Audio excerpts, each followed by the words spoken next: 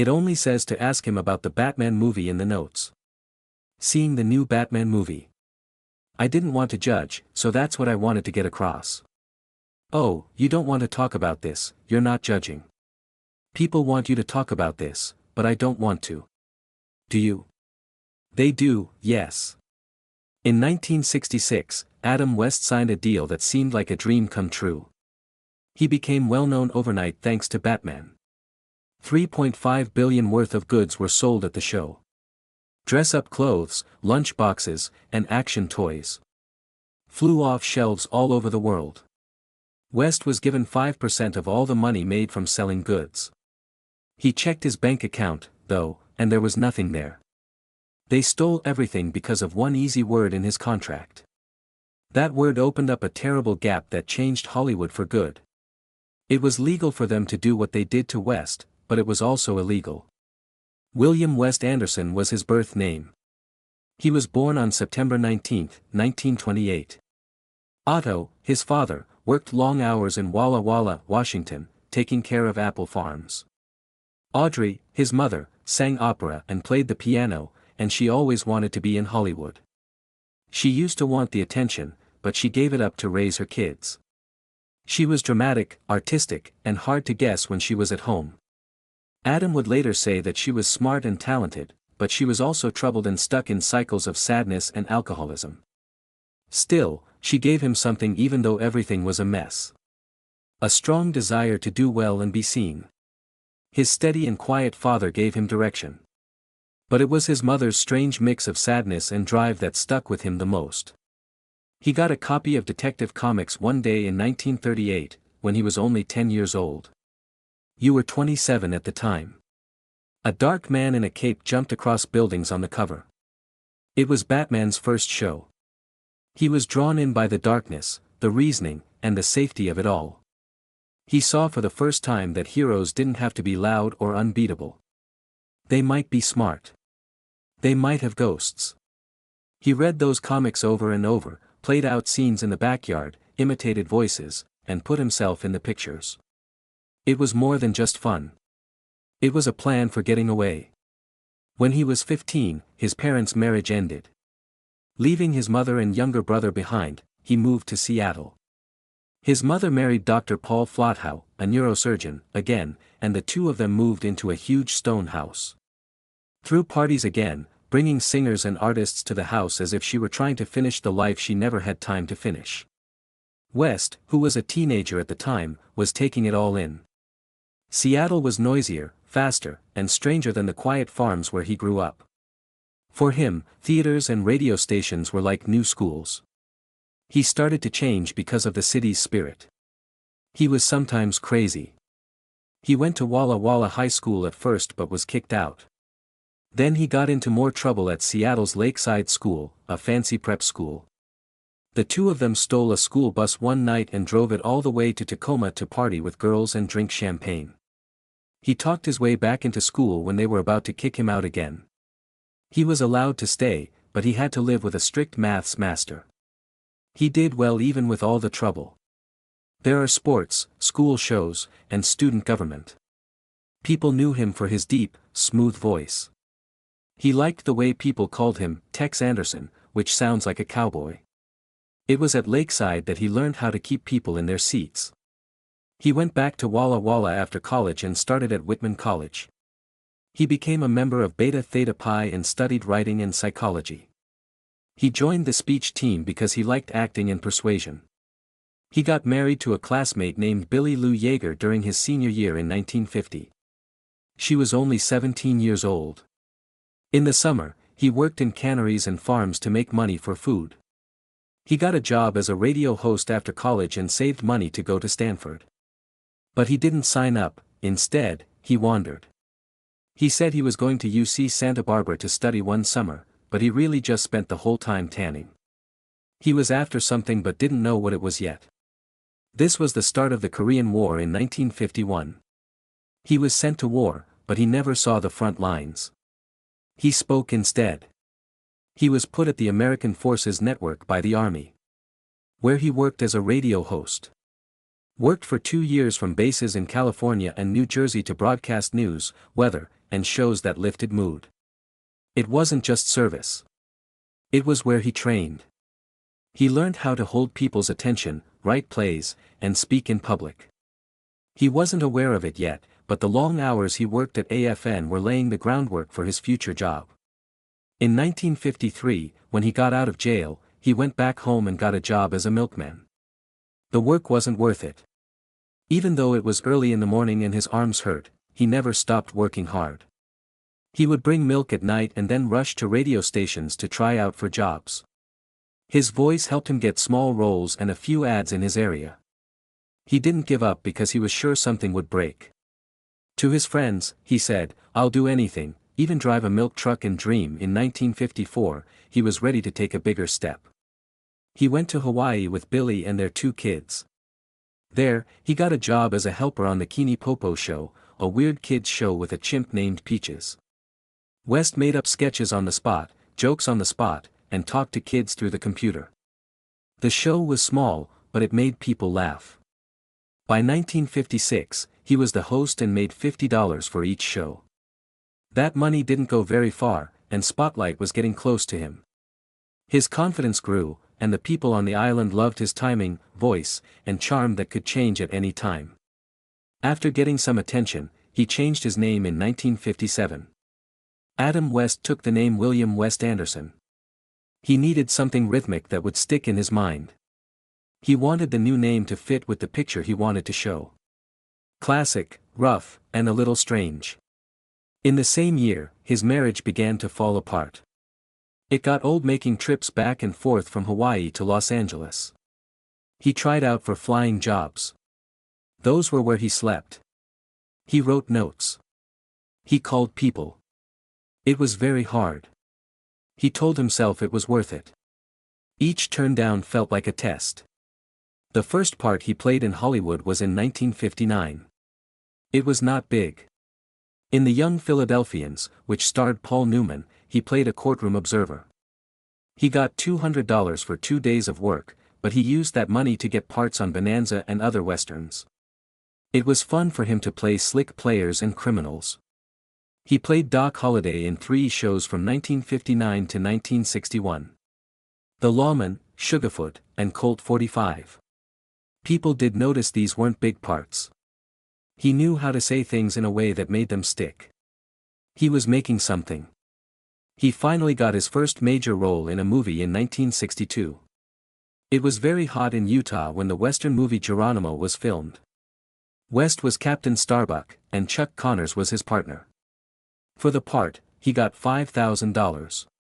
He had never made that much before. He had to deal with heat and dust for 6 weeks during the shoot, but it showed that he could carry a movie. He was a charming bad guy on Perry Mason that same year and a strange alien on The Outer Limits that same year. He was no longer a typecast. He could act comedic, dramatic, and sci-fi. He could slip into different parts. That said, Hollywood was moody. He got a part in Soldier in the Rain, a comedy-drama movie with Steve McQueen and Jackie Gleason that came out in 1963. West played a strange sergeant. The movie didn't do well, but he was proud of his work. It only made $1.5 million. With only $2 million to work with. West had spent $200 moving to LA for the part, which was even worse. He owed money because of the failure. He rushed to get guest parts on TV to make ends meet. He kept going, always after, never more than one role away. Adam West was cast as Major Dan McCready in Robinson Crusoe on Mars in Death Valley, California, in 1964. It was a very hot place to be. It was a simple science fiction movie. With $1.5 million to spend. West and his co-star Paul Manti lived in nearby towns for 12 weeks straight and drove through the desert every day to film tough scenes. West was given $15,000 for the part. With the hot winds, endless sand, and early morning calls, it wasn't exciting, but he leaned into it with strength. He only had a small part in the movie, but it was one that stood out. His realism was praised by critics, mentioning that the serious way he played the part helped ground a story about getting air from rocks and becoming friends with a monkey. The practical effects in the movie were made with handmade models and used figures from the War of the Worlds. This was an interesting choice by director Byron Haskin, who knew how to make something small look big. Some of the same escape ideas would be used in films like The Martian years later.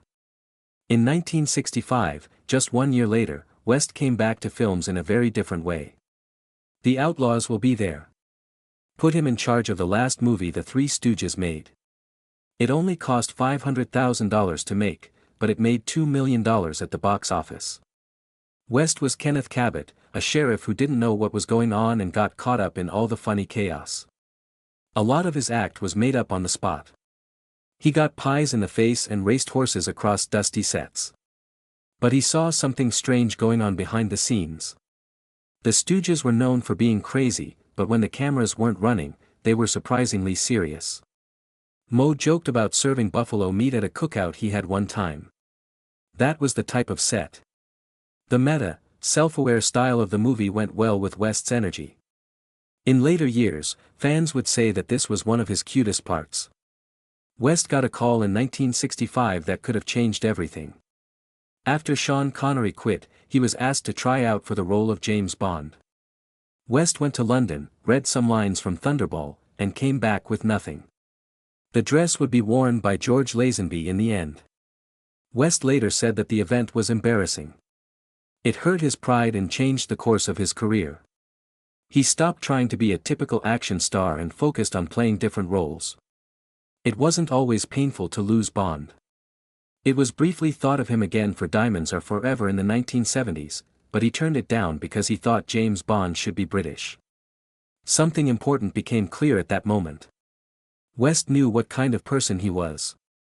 But West got another surprise break in 1964, even before his Bond dream died. In the episode Act of God of the Detectives, he played a cool con artist. ABC directors were looking for someone who could play a serious character in a silly costume. His smooth baritone voice and calm confidence caught their attention. That one show made a way possible. West's agent grabbed the chance and pitched him, as the only character who could be both funny and real at the same time. Soon after, West was one of the finalists for a show about a rich man who dressed as a bat. The deal was made at the end of 1965. 7 years. $350 for each show. The pay wasn't what a star gets, but it was enough to keep West with Greenway Productions. He tried on the suit in October. Weighty. The 40-pound hood by itself hurt his neck during long 12-hour shoot days with hot lights. But that didn't matter when Batman first aired on January 12, 1966.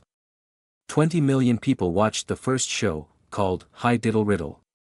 West sped up his lines, even in the famous "Some Days You Just Can't Get Rid of a Bomb" song, and it worked.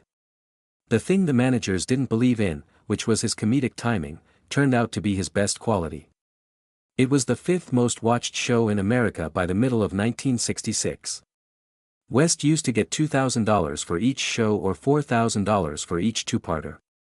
He was able to get a rise to $2,250 by the end of the first season. Still, they had to film 2 shows every week.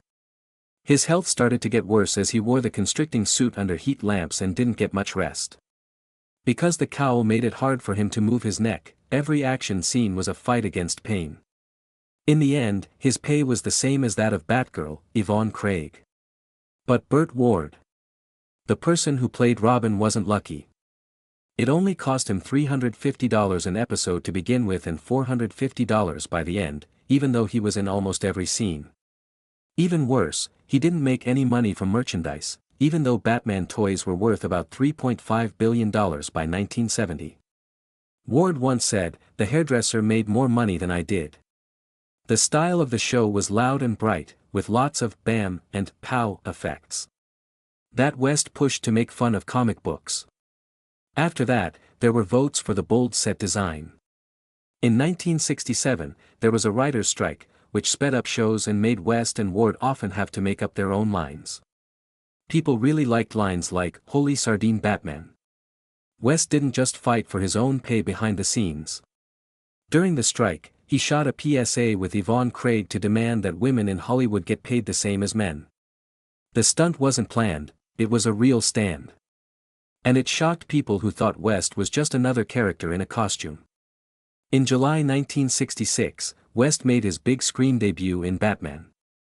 It was $100,000 that he agreed to take instead of $150,000. A fake explosion in a submarine almost burned off his eyebrows while they were shooting. The story of The Dehydrator, in which bad guys turn people into dust, was silly. Fans really liked it, though. The budget of $1.5 million paid for tools, sets, and the Bat Boat and Bat Copter, which were later used in the show. The first week made $1.9 million in ticket sales, with more than 1.2 million tickets sold at $1.50 each. The gear machine was already going strong. A lot of money had been made with the Batman name by 1970. Kids went to school in capes, and lunch boxes, action figures, and the well-known Batmobile toy were all over the stores. A lot of people bought the perfect Captain Action Batman outfit, which came with a tool belt and lots of gadgets. At a sale later, one box that hadn't been opened would fetch $3,150. The plan was brilliant. If you sell one toy, you can always sell more character packs. This would be used by future lines like Lego and Funko Pop. Most people know the movie for the Riddler's chessboard trap, but that scene wasn't even in the plot. The cast and director Leslie Martinson made it up on the spot after seeing how the crowd responded to wordplay early on. There were lots of puns. Every take for Frank Gorshin, who played the Riddler, was a joke.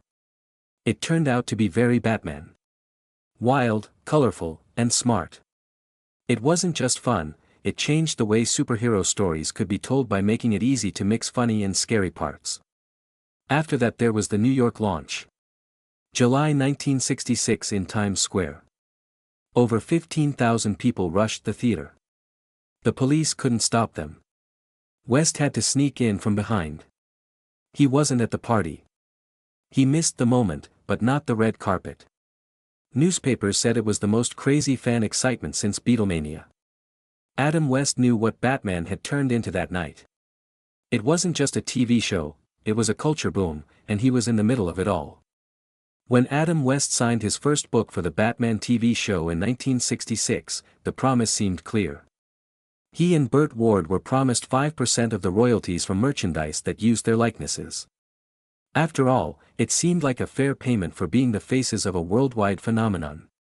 But as Batman merchandise like masks, action figures, lunchboxes, Halloween outfits and even breakfast cereal flooded the market, the truth was buried in a web of legalities. As soon as sales of goods topped $3.5 billion, West and Ward hadn't seen a single penny. Century Fox and ABC didn't have to break the deal to get away with it. They just sent the money to company subsidiaries and said that everything they sold was just promotional items instead of real goods. Of course, West and Ward's share was legally lost because the company never sold these promotions. It wasn't a joke. It was made to keep the actors from ever getting the money they were owed. In the 1970s, when the Screen Actors Guild finally said it was wrong, the damage was already done. They couldn't get in, so they were left with broken vows. In 1968, Adam West found out how bad the betrayal really was. He leaked financial records that showed how much money the merchandise sales brought in and proved what he had thought for a long time. He was so mad that he sued Greenway Productions for $1 million. But justice was done quietly. The case was solved without going to court. Sources said it was less than $100,000, but the amount was kept secret. West's lawyer said that amount was nowhere near what he was really owed. The quiet hurt as much as the number. The deal made sure that no one knew the truth. West had to carry the weight of knowing he had been lied to and was told to move on.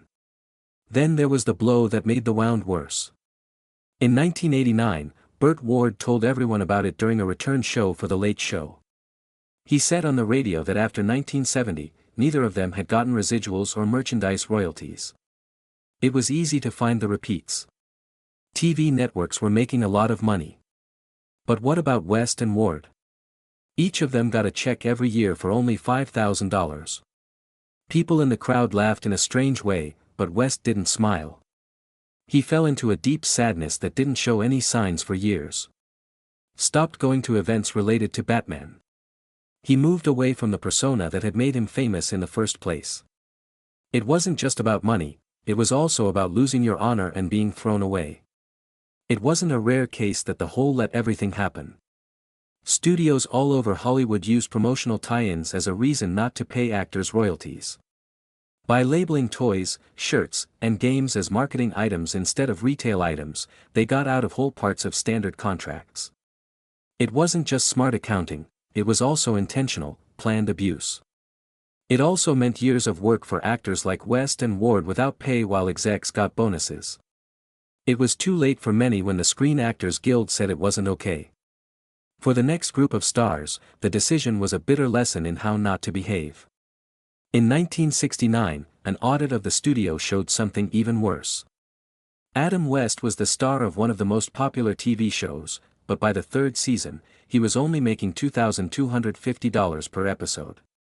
The report showed that this amount was only 10% of what his fame had brought in for the network. Not only did he not get paid enough, but his fame also cost him money. He owed money for the fame that came with being Batman. That fame made other people rich, but it left him with the bill. He had to sell his Hollywood home in the end just to stay alive. When Batman stopped in 1968, Adam West thought that new doors would open. Instead, they slammed shut. People couldn't tell him apart from the cape. Officials didn't want a cartoonish hero in their serious movies, and hiring agents said he looked too much like Batman for real drama. West did his best to show them they were wrong. He tried out for major parts more than 50 times, including The Godfather. It didn't land. He was a holdover from a trend that was no longer popular, and the business world went on without him. Because of one part, he was well known. But that role kept him locked up now. Was snubbed, broke, and embarrassed. By the beginning of the 1970s, the slide had become personal. He began drinking a lot because each refusal hurt more than the last. He was turned down by more than 20 pilots. To pay the rent, he was taking bits and guest spots on shows. In 1972, he played a crazy fireman on the set of Emergency. He forgot his lines, though, because he was so drunk. It took 10 takes to get the scene right. He passed out in the middle. That day showed him not only how far he had dropped, but also how broken he was on the inside. He later said that he was scared and didn't know if he would ever come back. A woman stayed in the middle of all the chaos. He married Marcelle Tagenlier, a fashion designer who didn't care about the movie stars, in 1970. Even though she saw the man behind the mask, the crash happened anyway. In 1974, he was drunk and crashed his car into a studio gate. He was stopped and charged with DUI. That night shook him up. Then came rehab. It wasn't right away or quick, but it was real.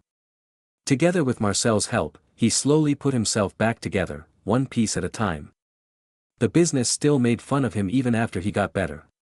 He did a spy spoof called Specialist in 1976, but it only made $10,000 and was full of jokes about Batman. West hated it, saying that the jokes made him feel like a joke. The movie bombed, and his anger reached boiling point. Everything he did felt like a parody of himself, from walk-on roles to voice jobs to cheesy cameos. They all kept reminding him that no one saw past the cape. By 1980, he was worn out. He'd done over a dozen cameos that made fun of his legacy. Even The Love Boat made him into a joke by casting him as a washed-up superhero look-alike. 15 jobs like this piled up. He considered stopping it. The idea of suicide grew stronger. Marcelle stepped in again. She forced him to go to therapy. It was no longer about work. It was important to stay living. He slowly started to climb out of that darkness. In 1992, he got an idea from The Simpsons, which was the last place he thought of. In Radio Bark, he voiced a character that made fun of himself. He was paid $20,000 each time he showed up. That wasn't really a win. He laughed at himself for the first time, which was the real win. He went with the joke, not as a punchline, but as something he could handle. He did it again when he came back in 2002 for Tales from the Couch. One line got stuck. "I'm not really Batman." That laugh was strong. After that came Family Guy. He was named as Mayor Adam West in 2000. It was only a part at first, but it quickly turned into the role. He was there for 17 years. He could make up plays for the show. People loved his strange and funny one-liners. People laughed at lines like, "I'm the mayor of this town." Not just at him, but also with him. He was making $50,000 per show by 2010. He not only brought his business back to life over 118 episodes, but he also changed who he was. John Bravo brought him back in 1997 and 2004. But this time, he talked about creative freedom. He wasn't just a joke. He voiced a joke about Batman, but every word he said was meant to be funny. He walked the line between missing the past and being proud of himself. To show he wasn't just Batman, he even voiced sexy bad guys. He was more. From 2003 to 2008, he did the character of Sprig Spivak on The Well-Known Parents. Kids adored him. The Batman metaphors were picked up by adults. He was in the running for a Kids' Choice Award in 2005. Going to Be Young and Wild, Westman. Aired on May 9 and became a hit with viewers. He played himself when he was younger and made fun of fears kids have. It was from the heart. It was smart. The world finally gave him his flowers on April 5, 2012. He got a star on the Walk of Fame in Hollywood. There were more than 200 people there. He laughed about the time when he was a superhero and smiled in the sun. Adam West was written on the plaque. Not a thing else. That star made an extra $100,000 a year from conventions. His total number of on-screen roles as Batman had hit 156. That number was important. It showed that he was a generation's face. But something else was growing inside him the whole time. He was told he had chronic lymphocytic leukemia in early 2017. He didn't tell anyone, not even friends like Gary Summers. He told the truth only 6 weeks before he died. He had mild chemotherapy but didn't get any intensive care. He didn't want pain to be a part of his last days. His body wasn't strong enough to fight off sickness. The stated cause was septic shock, which caused the heart to stop beating. Burt Ward had been there a few weeks before and said West looked great. He had been told that West might have 3 to 5 more years to live. But Adam West died on June 9, 2017, at the UCLA Medical Center in Los Angeles. 88. All 6 of his children and his wife Marcelle were with him. Little by little, he spoke his last words in that hospital room. They were a soft reminder of the boy who had changed in a fire pole room under Wayne Manor many years ago. That the Bat Pole. The Bat sign shone on Los Angeles City Hall after he died. Whitman Tower was lit up in his city of Walla Walla. A farewell episode of Family Guy was shown with old clips. It was seen by more than 7 million people. The term, "Thank you Adam West," became popular all over the world. Even Quahog High School was changed to Adam West High School for the show. His net worth had grown to $8 million by that time, thanks to residuals and talks at conventions. But after he died, a secret truth came out. He had missed out on movie earnings worth almost $20 million. Contracts from the 1960s gave producers the right to use his picture forever, but they did not give him any residuals. He didn't get anything every time Batman was shown again or a toy was sold.